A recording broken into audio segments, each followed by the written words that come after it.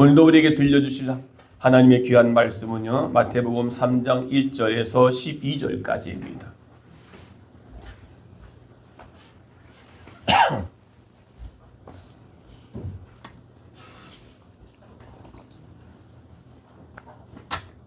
마태복음 3장 1절에서 12절까지 함께 같이 교독을 합니다. 그때에 세례 요한이 이르러 유대 광야에서 전파하여 말하되 그는 선지자 이사야를 통해서 말씀하신 자라 일렀으되 광야에서 외치는 자의 소리가 있어 이르되 너희는 주의 길을 준비하라 그가 오실 길을 곧게 하라 하였느니라. 이 요한은 낙타가 옷을 입고 허리에 가죽띠를 띠고 음식은 메뚜기와 수정을 하더라. 이때 예루살렘과 온 유대와 요단강 사방에서 다 그에게 나와 자기들의 죄를 자복하고 요단강에서 그에게 세례를 받더니 요한이 많은 바리새인들과 사교인들이 세례 베푸는 대로 오는 것을 보고 이르되 독사의 자식들아 누가 너희를 가르쳐 임박한 진노를 피하라 하더냐. 그러므로 내게 합당한 은혜를 베고 속으로 아브라함이 우리 조상이라고 생각하지 말란 내가 너희에게 이르노니 하나님이 능히 이 돌들로도 아브라함의 자손이 되게 하시리라. 이미 도끼가 나무 뿌리에 놓였으니 좋은 열매를 맺지 아니하는 나무마다 나는 너희로 회개하게 하기 위하여 물로 세례를 베풀거니와 내 뒤에 오시는 이는 나보다 능력이 많으시나니 나는 그의 신을 들기도 감당치 못하겠노라. 그는 성령과 불로 너희에게 세례를 베풀 것이요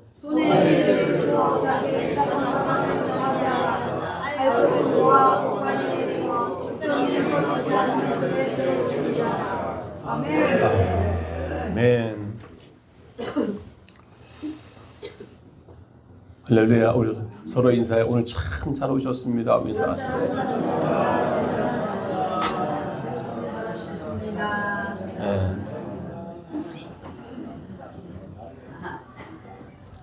그 어떤 곳에 가도 서로 이렇게 인사하고 웃고 그 사람을 격려하고 칭찬받고 칭찬하는 곳이 없습니다. 다시 한번 오늘 당신이 참 MVP십니다. MVP. MVP라는 거예요. MVP. 최고라는 겁니다. 여러분들이 이 자리에 오신 여러분 이 세상에 제일 하는 최고인 줄 믿습니다. 할렐루야. 벌써 2024년도에도 10월달 중반을 들어서고 있습니다. 중반에 넘어섰습니다. 지금 이제 가을이고 어제부터 비가 오더니 오늘 확실하게 날씨가 쌀쌀해져서 에어컨을 틀지 않아도 예배를 드릴 수 있는 이 기본이 됐습니다. 네. 자, 그러다 보면 우리가 봄에 씨를 뿌리고 여름에 가꾸고 가을에 걷어들이는 이 시기라 곡식을 심어 농사를 짓는 사람들은 잘 알 겁니다. 벼가 연걸어서 알곡으로 있어야지 쭉정이로 있으면 쓸모없는 거 아니겠습니까? 그래서 오늘 신앙 가운데도 우리가 알곡 성도와 쭉정이 신자.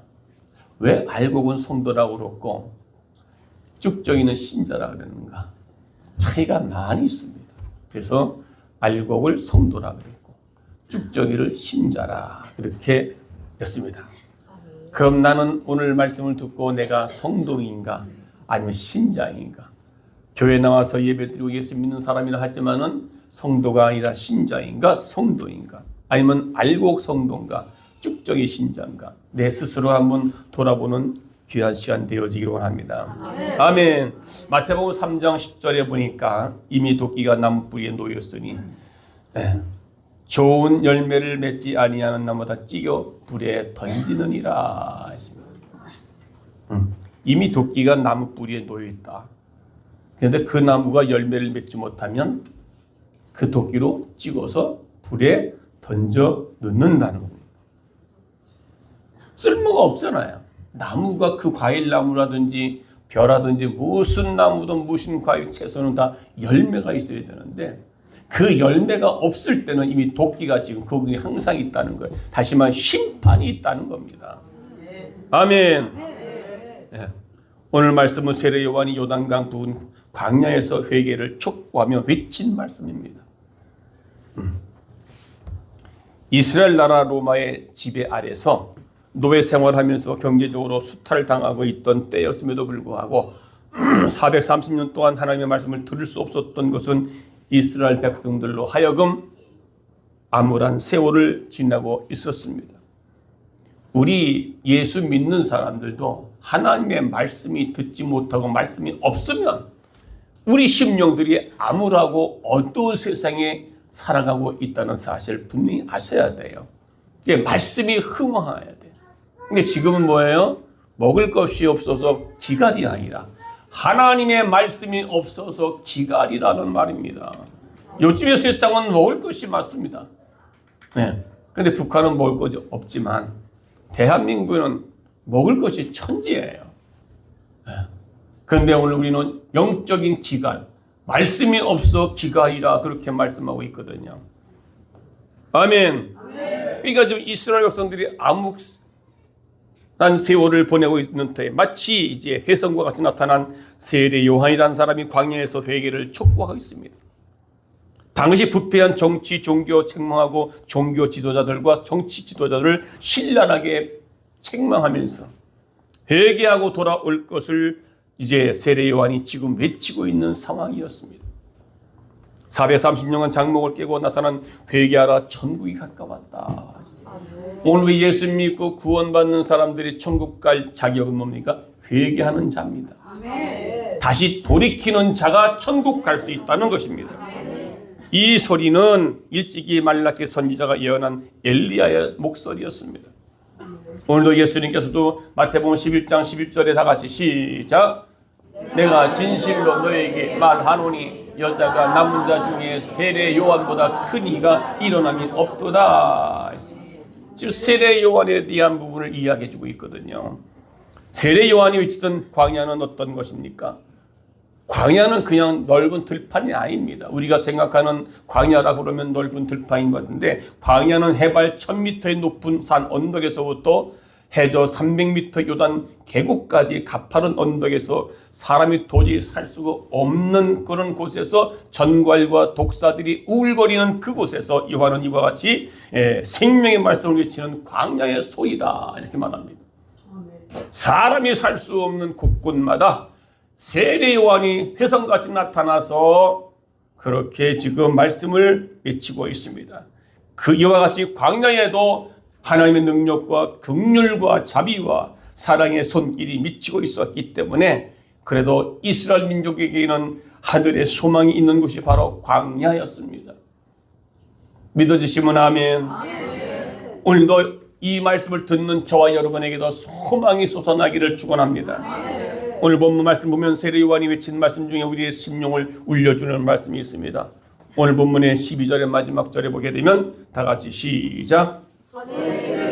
타작마당을 정하게 하사 알곡은 모아 곡간에 들이고 죽정이는 꺼지지 않는 불에 태우시리라. 알곡은 곡간에 들이고 죽정이는 불에 던지리라. 이것이 하나님의 말씀인 줄 믿으시기 바랍니다. 이 말씀은 어느 때보다도 추수 시기인 요즘에 더욱 우리에게 진한 감동을 주는 말씀인 것입니다. 수없이 많이 들어왔어요. 매년마다 추수 때가 되면 이 말씀 많이 듣습니다. 알곡과 쭉정이. 그래서 오늘 제목도 알곡 성도와 쭉정이 신자. 세례 요한은 말하기를 내 뒤에 오시는 이는 그분은 즉 예수 그리스도께서 성령과 불 세례를 주며 나는 타작마당을 정하게 하실 것이라고 말씀하고 있습니다. 알곡과 쭉정이를 타작마당에서 정확하게 분리하듯이 오늘 우리 신자들에게도 성도들에게도 알곡과 같은 신자와 성도와 쭉정이 같은 신자를 구별한다는 것입니다. 어찌하실 거예요? 알곡이에요? 쭉정이에요? 한번 옆 사람 보고 서로 한번 인사합시다. 알곡이에요? 쭉정이에요? 물어보세요.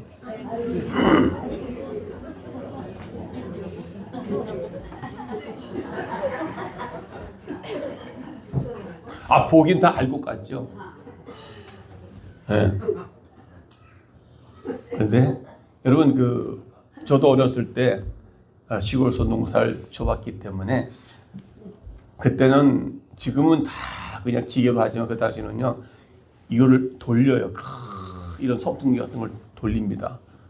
뒤에서는 이걸 돌리면서 앞에서는 키에다가 곡식을 타작을 해가지고 그 키를 이렇게 해서 흔들어요. 너무 바람에 날아가는 것은 쭉정이에요.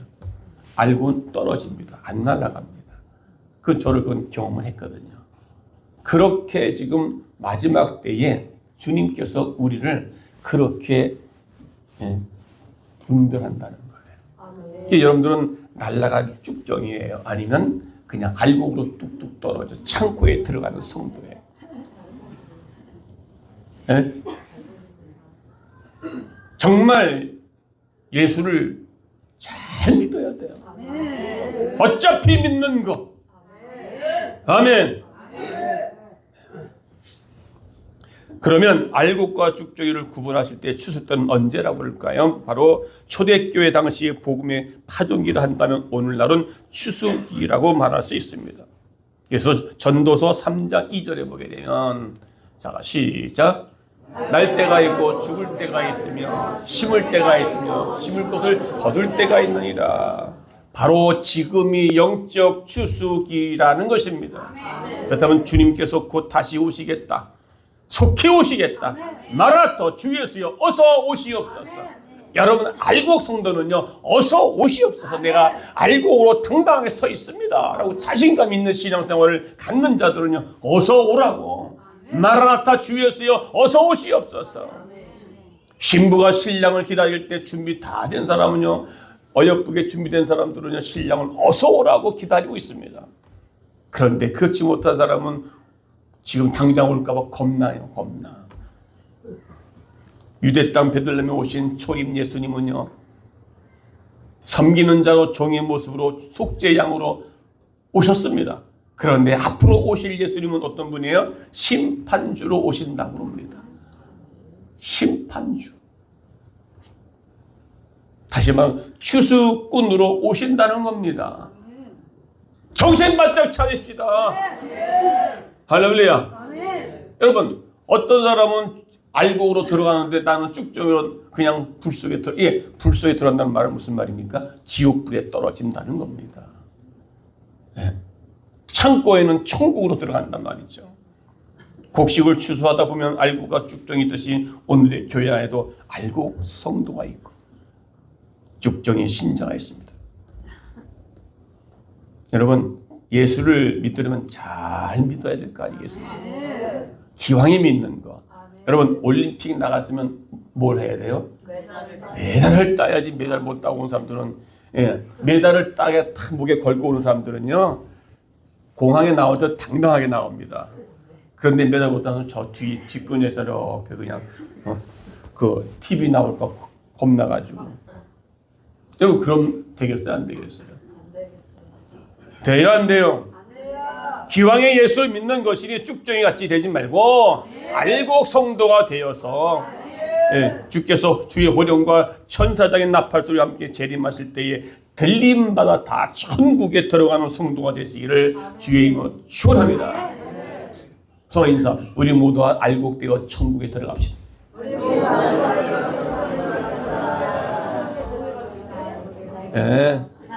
어떻게 들어가겠다고 그래요? 뭐 그냥 들어갈지 안 될지 몰라도 그냥 있는데요.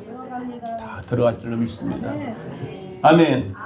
자, 그러면 알곡 성도와 쭉정의 신자의 차이가 어떤 것인가에 대해서 한번 좀 우리 몇 가지 알아보겠습니다. 첫째는요, 알곡 성도는요 열매가 있다. 그리고 쭉정의 신자는 열매가 없습니다. 오늘 마태복음 3장 10절에 다 같이 시작. 이미 도끼가 나무 뿌리에 놓였으니 좋은 열매를 맺지 않는 나무보다 찍혀 불에 던지느니라. 믿음 생활하는 사람들에게는 반드시 있어야 할 게 뭡니까? 열매입니다. 열매. 열매가. 그러니까 성도는 열매가 있어야 되는 거예요. 열매 없으면 그는 성도가 아니라 신자, 쭉정이야, 쭉정이. 여러분들은 쭉정이면서도 알곡 성도인 양 어떻게 그냥 거들먹거리는 줄 몰라요. 네, 여기 2명 있고 여기 2명 있어요. 쭉정이 신자가. 그래서 갈라디아서 5장 22절에 말씀한 것처럼 사랑과 희락과 화평과 오래 참음과 자비와 양성과 충성과 온유와 절제니 이와 같은 것을 금지할 법이 없느니라. 이게 성령의 열매입니다. 그 우리의 나무는 거기에 열매가 있어야 될 뿐이 있어야 돼요. 사과나무는 사과가 주렁주렁 열려야 되고요. 사과나무가 사과를 열지 못하면 어떻게 해요? 주인은 그걸 잘라버려요. 쓸모가 없으니까. 열매 없고 잎사귀만 무성하면 결국 주님께 책망받습니다. 예수님께서 베다니 마을의 예루살렘으로 들어가시다가 시장하실 때에 무화과 나무에서 열매를 찾고 계셨습니다. 잎사귀만 무성하고 열매가 없는 무화과 나무의 잎을 보고 주님은 저주를 합니다. 내가 이제부터 영원히 열매를 맺지 못하리라. 열매를 맺지 못한다는 것은 죽음입니다. 우리 믿는 그리스도의 성도들이 열매가 맺지 못한다면 그는 쭉정이 영원한 지옥불에 타는 불에 들어갈 수밖에 없습니다. 여러분, 옛날에 어렸을 때 농사 짓다 보면 이 방앗간에서 이 방아를 찝니다. 뭐요? 벼를 찌면 벼 알은 나오고 그 벼 껍질이 그걸 갖다가 뭡니까? 그걸 이제 왕겨라고 그래요. 왕겨를 갖다가 어떻게 해요? 국물 뗄 때 거기다 풍금을 이렇게 돌려가면서 하면요, 그걸 떼면 아주 불이 환해집니다. 불 속에 집어넣습니다. 그럼 그게 불이 확 타버려요. 네, 껍데기.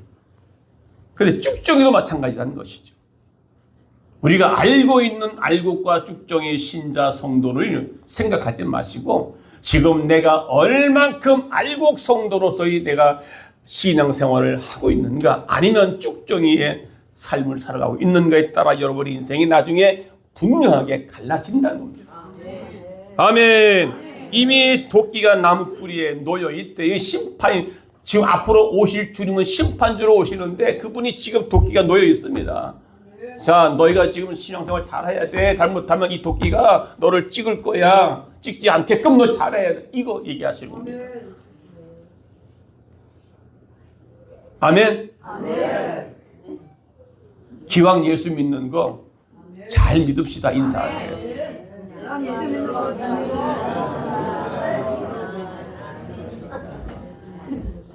그래서 잘 믿어서 알곡 성도가 되어서 하나님께 인정받고 칭찬받는, 상급받는 성도가 되시기를 축원합니다. 두 번째, 알곡은 무게가 있습니다. 그래서 쭉정이는 가볍습니다. 무게가 없어요. 자, 여러분의 신앙생활이 무게가 있는가? 다니엘서 5장 25절 보게 되면,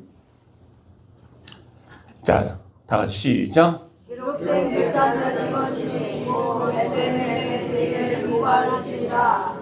예. 이 바벨론 왕 벨사살의 예루살렘 성전에서 빼앗아 온 금 그릇으로 술잔을 대신해서 연회를 베풉니다. 예. 예루살렘 성전에서 있는 그것을 다 빼앗아 그릇 가지고 와서 벨사살 왕이 연회를 승리했다고 그러면서 거기에 맞은벽에 뱃불 막 술 먹고 그 잔을 가지고 하나님께 쓰임받는 그 성전의 독을 가지고 술잔을 먹고 마시니 맞은편에 벽에 손이 나타나서 하나님의 손이 나타나서 글씨를 막 씁니다. 그게 메네메네 데겔 우바라 신 그럽니다. 그걸 해석해 보면 저울질할 때 저울이 기울었다. 그러니까 무게가 있어서 공평한 주가 있어서 이 무게가 올라가야 될 거 아니에요. 그런데 어떻게 해요? 지금 벨사살 왕은 하나님 볼 때에 하나님의 기준치에 미달됐다는 겁니다. 그게 메네메네 데겔 우바로신 겁니다. 야, 벨사살 왕을 저울질 해봤더니 저울이 기우는 거예요. 하나님의 기준치에 못 미친다는 겁니다. 그만큼 우리의 신앙생활이 지금 하나님이 원하시는 뜻의 기준치에 못 미친다면 가벼운 것이고, 그리고 알곡을 맺어준다면 우리가 무게가 있는 겁니다. 하나님의 기준치에 올라가는 거예요. 그래서 기준치에 모자라면은 바람에 날아가는 가벼운 쭉정이가 된다는 겁니다. 여러분, 알곡 성도는 무게가 있어서 어떤 환난, 어떤 비바람이 와도요, 자신의 믿음의 자리를 지키는 거예요. 그런데 쭉정이 성도, 쭉정이 신자는요, 환난이 오고 문제가 닥치면은 꼭꼭 숨어버려요. 꼭꼭 숨는다고요. 그러니까 자기의 믿음의 자리를 지키지 못하는 거예요. 그게 바로 저울질했을 때 기운다는 겁니다. 어떤 문제 가운데 있어도 내 신앙의 자리를 굳건하게 그 자리를 지키는 거예요. 아멘. 믿음의 자리를 지키는 거예요. 아멘. 그게 바로 하나님의 기준에 미치지 못하는 자와 하나님의 기준에 합당한 자가 바로 알곡 성도와 쭉정이 성도와 신자라고 하는 것을 분명히 깨달을 수 있기를 주의 이름으로 축원합니다. 아멘. 축원합니다. 아멘. 여러분, 최근에 필리핀, 대만, 중국, 그리고 일본, 베트남, 저쪽에 동남아시아에도 인도 태풍이 몰아치고 비가 폭우가 오고 많이 됐잖아요. 그러고 보니까 집들이 막 지붕에 뚜껑이 막 붕붕 떠다니고, 그리고 아파트 건물에 이 벽이 막 떨어져 나가고. 왜요? 견고하게 졌다면은 그런 게 떨어져 나갈 이유가 없죠. 그리고 일본에 보면은 그 집들이 그냥 물살에 실려가지고 집이 통째로 막 뚝뚝 나가고. 견고하게 졌으면 그게 비바람 속에서 그게 그대로 서 있는데 그냥 떠내려가는 거예요. 그걸 보면서 사람들이 어떻게 해요? 아무 소리 못하고 아예 아무 소리 못하고 그냥 그 안에는 각종 집에는 모든 일이 다 있잖아요. 집 안에는. 그대로 통째로 다 쓸려 내려가는 걸 우리 영상을 통해서 잘 보고 있을 줄로 압니다. 여러분, 이렇듯 우리의 알곡 성도는 무게가 있어 어떤 환난이 와도 자신의 믿음의 자리를 지킬 줄 아는 사람이에요. 아멘. 제일 믿음의 자리가 뭡니까? 주일날 주님 앞에 예배 나오는 예배의 자리입니다. 아멘. 어떤 일은 결혼식장에 가야 되고, 어떤 때는 회사 일 나가야 되고, 어떤 때는 몸이 아파서, 어떤 때는 사람 때문에 사람이 싫어서, 여러 가지의 일들로 인해 우리가 주의를 지키지 않는 모든 일들 가운데 얼마나 있습니까? 견고하게 지어진 집들은요, 무너지질 않는다. 신앙의 집이 무너지질 않는 거예요. 견고한 믿음. 파손되지 않는 믿음. 누가 뭐래도 어떤 환경에도 자신의 믿음을 지켜나가는 견고한 집에, 그래서 이것이 바로 알곡 성도의 삶의 모습인 줄로 믿습니다. 그래서 그런 사람을 가리켜 말하 마태복음 7장 24절에 보게 되면, 자, 다 같이 시작. 누구든지 나의 이 말을 듣고 행하는 자는 그 집을 반석 위에 지은 지혜로운 사람 같으니 비가 내리고 장수가 나고 바람이 불어 그 집에 부딪히되 무너지지 아니하나 이는 주초를 반석 위에 놓은 까닭이요 주초를 반석 위에 놓은 까닭이요. 반석은 뭡니까? 말씀, 곧 예수 그리스도. 그가 중심이 되고 말씀이 중심이 되어서 살아간다면 좌우 흔들리지 않는. 네. 그러나 그 이후에 나의 말을 듣지 않고 행하지 않는 자는 그 집을 모래 위에 지은 집은 같으니 그 사람은 어리석다 해서 그 집이 무너져 쓰러져 내려가는 겁니다. 여러분, 여러분의 신앙의 집이 지금 모래 위에 지은 집 있습니까? 반석 위에 지은 집이십니까? 잘 모르겠어요? 여러분이 지금 삶의 모습을 보면 스스로 알 거 아니겠습니까? 모래 위에 지은 집은 편해. 신앙생활이 아주 편합니다. 남들 기도할 때 기도 잘 안 하고 주일만 딱 지키고, 와서 봉사도 안 하고 그냥 밥만 드시고 가고, 그냥 주일만 다 신앙생활. 그러니까 기도 생활도 안 못하죠. 왜? 환경에 역경에 모든 걸 얽매이다 보니까.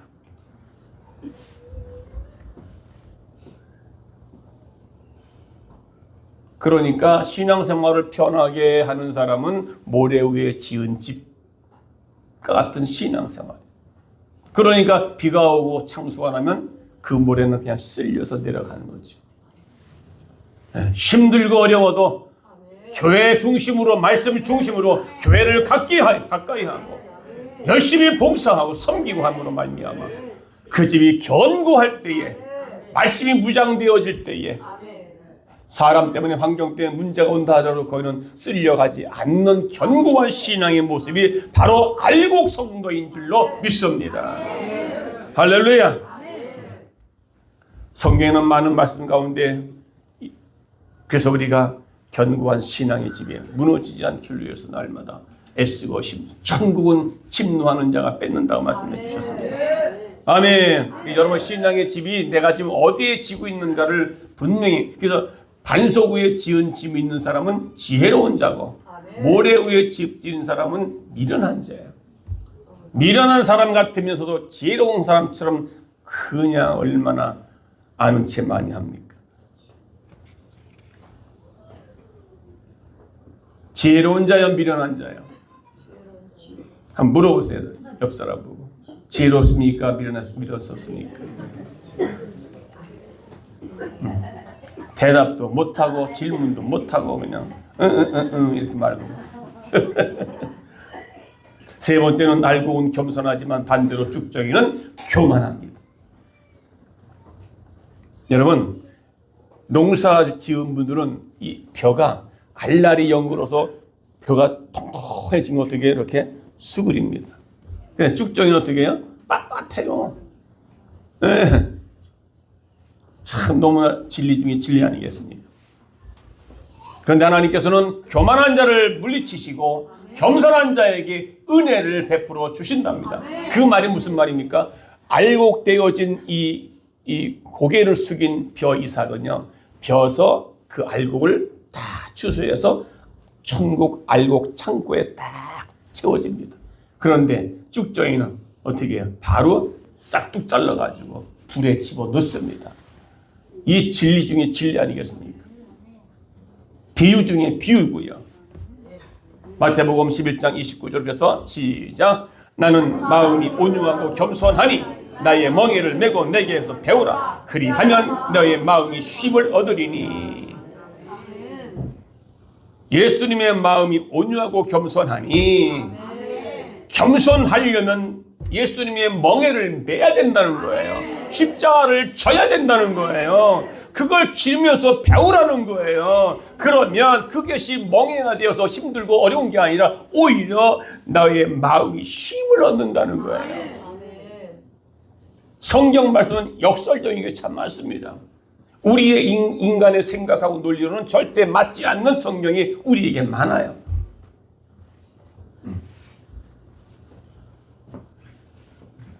그래서 잠언 29장 23절 다 같이 시작. 사람이 교만하면 낮아지게 되겠고 마음이 겸손하면 명예를 얻으리라. 그런데 반대로 우리는 어떻게 해요? 마음이 교만하려고 얼마나 교만을 떠는지 몰라요. 그것이 교만인 줄 알면서도 교만 떤다니까요. 그래서 성 어거스틴은 말하기를 그리스도인들은 덕은 첫째도 겸손이요, 둘째도 겸손이요, 셋째도 겸손이라 그렇게 말합니다. 우리 모두가 겸손하라 하셨습니다. 죽정이는 교만합니다. 알고는 겸손합니다. 그래서 아는 사람일수록 더 겸손해지는 거예요. 안다고 머리 바빠 쓰는 거 그건 교만합니다. 아멘. 알아도 그냥 상대방에게 올려 다 높여주는 거. 그게 어떻게 해요? 더 명예를 얻게 해준다고 그러잖아요. 이게 성경적인 원리예요. 우리 약은 전혀 맞질 않아요. 그래서 나의 생각은 너의 생각과 다르다 라고 말씀하신 것도 있습니다. 아멘. 우리 서로 겸손합시다. 아멘. 교회에서 교만 떨지 말고 네, 우리 서로 교만 떨지 맙시다. 인사하세요. 네 번째는 알고 옥신 자는 세상에 물들지 않는 것을. 그리고 쭉정이는 세상에 물들어갑니다. 황금은 땅속에 아무리 묻어둬도요 썩지를 않아 부패되지 않습니다. 금덩어리는 금보다 귀한 이 믿음. 믿음의 사람은요 땅속에 들어가도 어떤 환경에도 세상에 물들지 않는다는 거예요. 그런데 쇠붙이는 어떻게 해요? 땅속에 들어가면 부패되고 썩어서 푸시푸시해집니다. 쇠라 할지라도. 우리 성도들은 황금 같은 믿음을 갖기를 소원합니다. 이 죄악에 부패한 이 세상에 지금 정치, 경제, 사회 보면 다 썩었습니다. 정치인들 보면 다 썩었습니다. 왜 썩어요? 자신이 잘못해놓고도 상대방에게 뒤집어 씌우는 게 요즘에 정치인들 아니겠습니까? 우리 믿는 자들이 그런 데 들어가서 부패된 곳에 들어가서 부패 썩지 않냐도 빛과 소금의 그를 감당해야 되는 것이 바로 우리 믿음의 사람들인 줄 믿습니다. 아멘. 그래서 쭉정이를 성경 원어에 보니까 조운이라고 하는 말이 있는데 그 뜻은 가늠하다라는 말입니다. 가늠. 그래서 야고보 4장 4절에 보시면 다 같이 시작. 가늠한 여인들아 세상과 벗된 것이 하나님과 원수됨을 알지 못하느냐. 그런즉 누구든지 세상과 벗되고자 하는 스스로 하나님과 원수되는 것이다 라고 말합니다. 쭉정이를 어떻게 해요? 봐서 바로 세상에 물든 사람들을 가리켜 간음이다 라고 말합니다. 세상과 벗되고자 하는 자는 스스로 하나님과 원수가 되고 그것을 가리켜 간음이라 말합니다. 영적 간음입니다. 그게 뭡니까? 쭉정입니다. 세상이 좋다고 세상 나가서 세상에 물들어 가는 거예요. 세상 사람들이 하는 짓 다 하는 거예요. 뭔가 구별돼야 되죠. 거룩은요 구별입니다. 구별.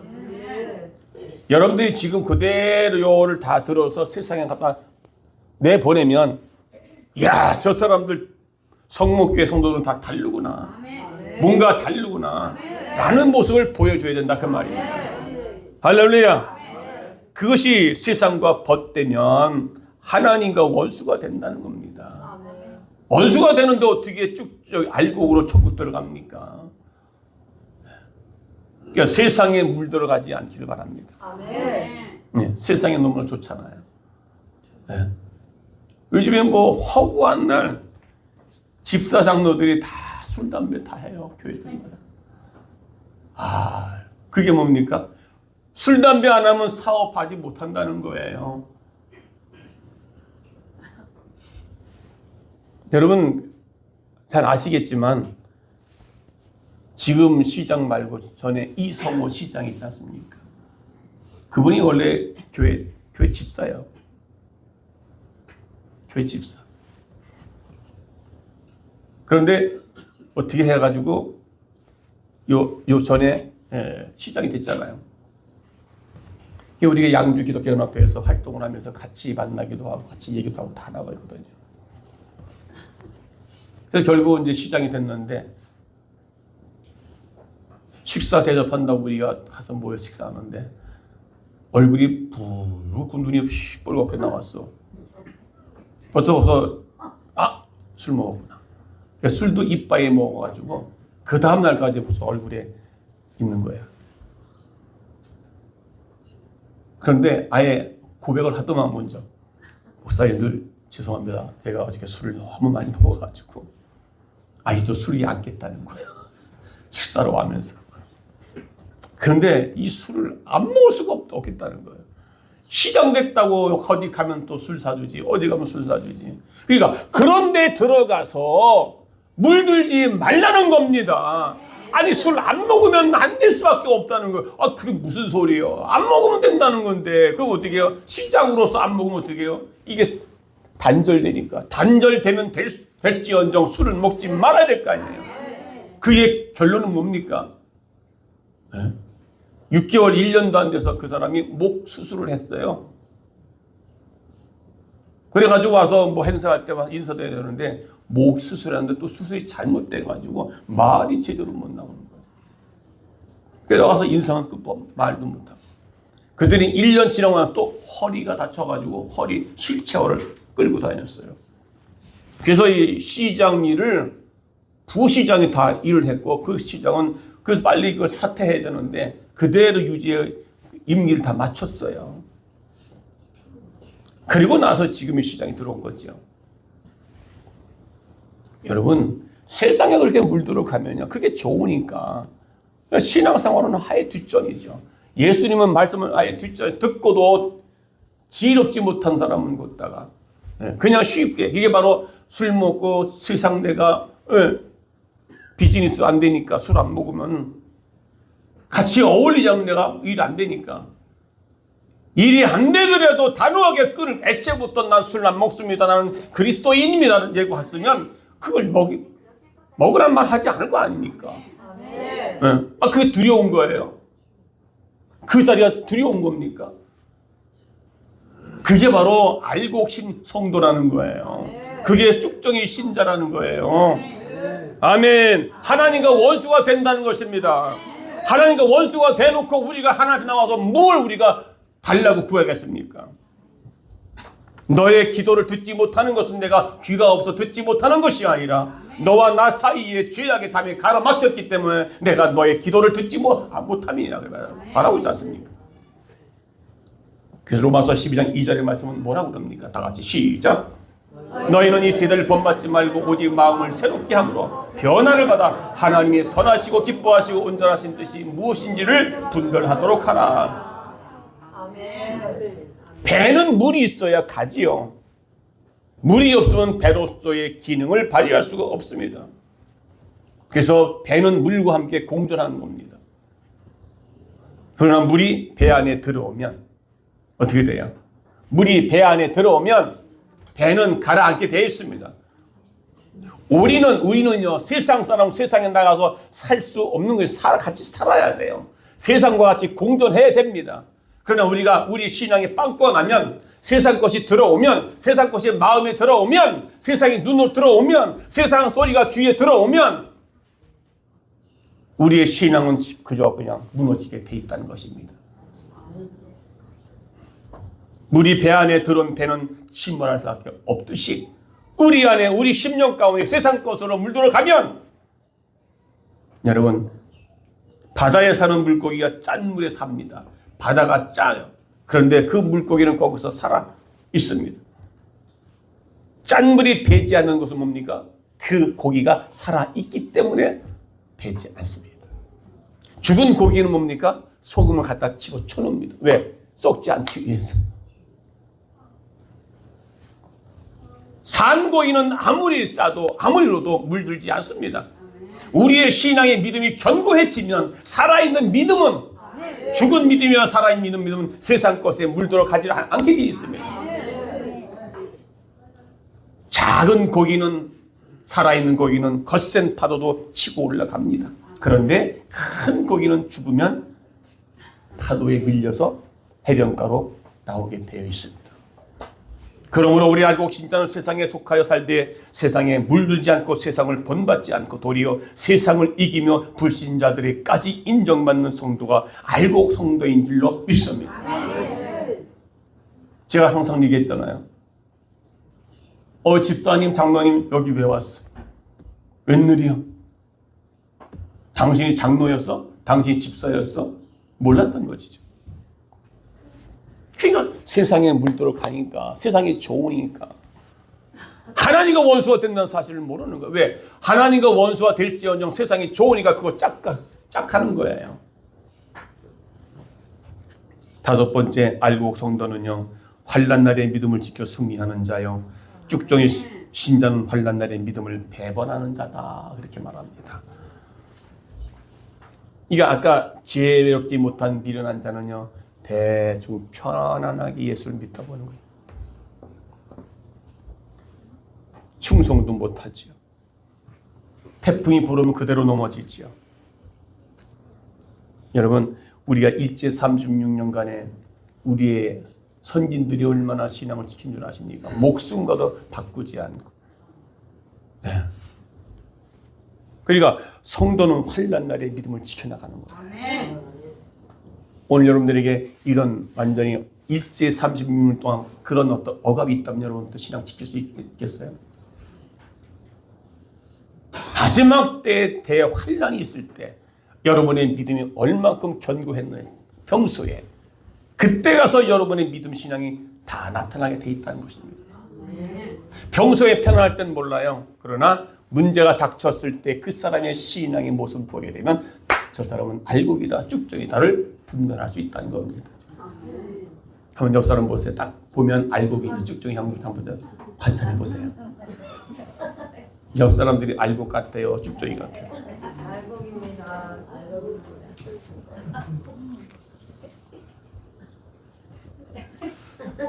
여러분, 다니엘서 12장 1절에 보기 바랍니다. 시작. 그때 내 민족을 호위하는 큰 군주 미가엘이 일어날 것이요 또 환란이 있으리니 이는 개국이 아래 그때까지 없던 환란이 것이며 그때의 내 백성 중에 책에 기록된 모든 자가 구원받을 것이다. 여기 미가엘이라고 하는 것은 하나님 부리는 천사장입니다. 하나님의 영 천사장. 하나님의 많은 천사를 다스리는 하나님의 영 미가엘입니다. 미가엘이 있고 가브리엘이 있습니다. 이 가브리엘은 여성이 아닌 남성으로 추정되어 있어서 신옷을 입고 손에는 빛나는 이 촛대를 들고 있고요. 이 가브리엘 천사는 다니엘에게 미래에 나타날 일을 알려주었던 일이 있고요. 그 다음에 마리아에게는 동정녀 마리아에게 예수의 탄생을 알렸잖아요.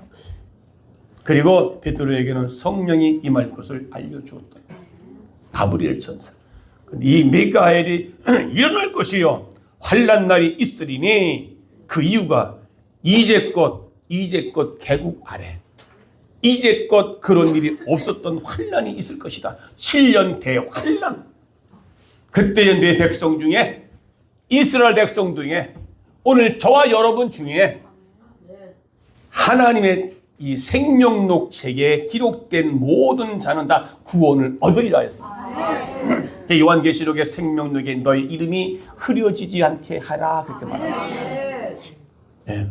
생명록에 이름이 지워지지 않도록 하라는 겁니다. 그러기 위해서 알곡 성도로서의 여러분 신앙 어떤 환난에도 굳굳하게 지켜나가자는 겁니다. 네. 그거 성도와 그것 때문에 성도와 서로 갈등이 있고 이게 뭡니까? 네. 서로 감정을 꾹 참아 있고 여기 지금 몇 사람이 있어 지금? 누구라고 얘기해 줄까요?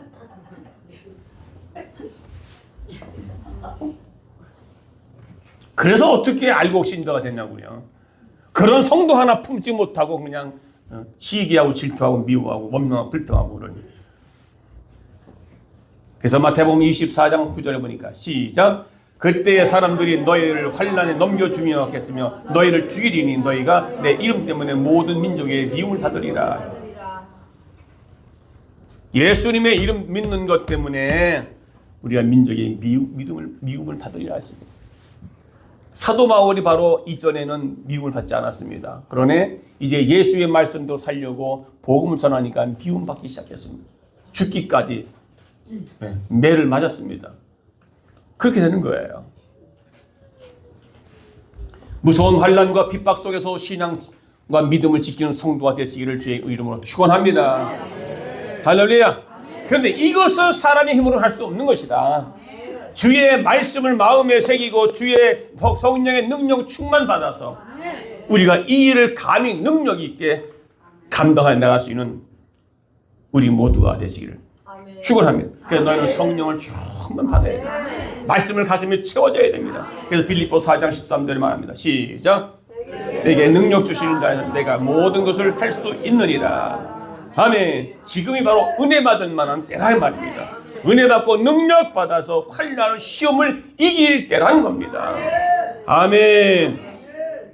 고린도후서 6장 2절 시작. 보라 지금은 은혜 받을 만한 때요 보라 지금은 구원의 날이로다 했습니다. 지금은 하나님께서 은혜의 늦은 비로 역사하시고 성령으로 충만하게 부어주실 때라 그 말입니다. 성령 충만 받을 때라 그 말입니다. 지금 이 시대는 알곡과 가라지가 공존한 시대입니다.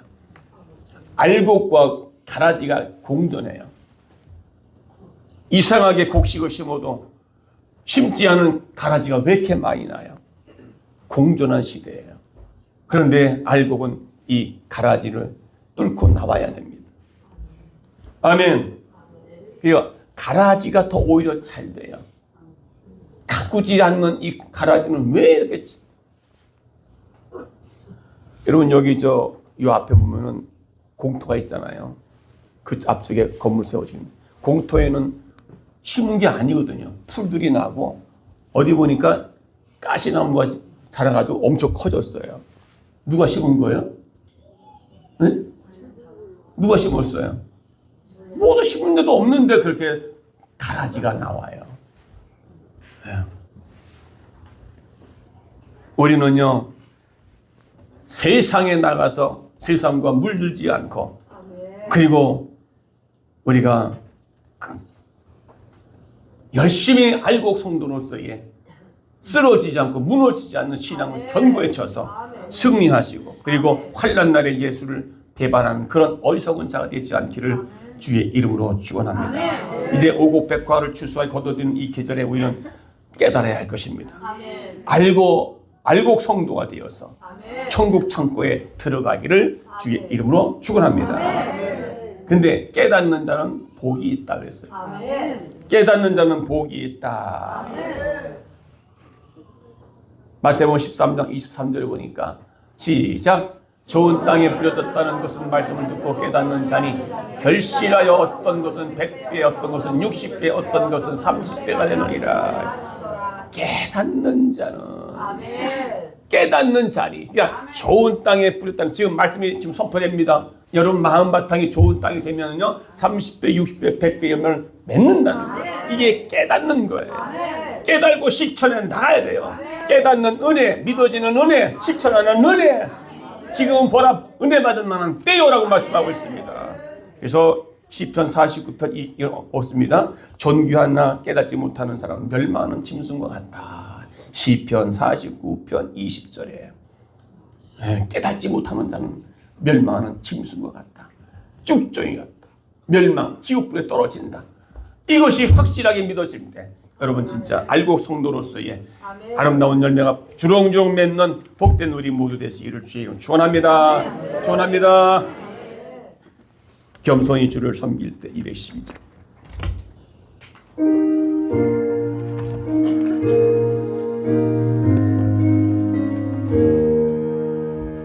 겸손히 주를 섬길 때 괴로운 일이 많으나 우주여 내게 임주사 잘 감당하게 하소서. 인자한 말을 가지고 사람을 갚아하시며 길 길을 이룬 우리를 잘 인도하게 하소서. 구주의 귀한 인내를 깨달아 알게 하시. 두 손을 가슴에 대시고 굳건한 믿음 주셔서 늘 승리하게 하소서. 여러분 알곡 송도는 열매가 있습니다. 죽정이는 열매가 없습니다. 알곡 송도는 무기가 있고 죽정이는 무기가 없습니다. 알곡 송도는 겸손하지만 죽정이는 교만합니다. 알곡 송도는 세상에 물들지 않고 죽정이는 세상에 물들어 있습니다. 알곡 송도는 환난 날에 믿음을 지켜 승리하는 자요, 죽정이 신자는 환난 날에 믿음을 배반하는 자라 분명히 오늘 말씀했습니다. 내가 바로 그런 자가 아닌가. 만약 그렇다면 알곡 신자가 되기 위해서 능력 내 힘으로 할 수 없사오. 성령이 능력 주시는 자는 내가 모든 걸 할 수 있다고 하시는 하나님의 말씀과 성령의 기름 부음을 통하여 내가 세상을 이기고 극복할 수 있는 믿음 달라고 다 같이 통성으로 기도하겠습니다. 고마우신 아버지 하나님, 은혜와 사랑을 감사합니다. 하나님께서 오늘도 우리에게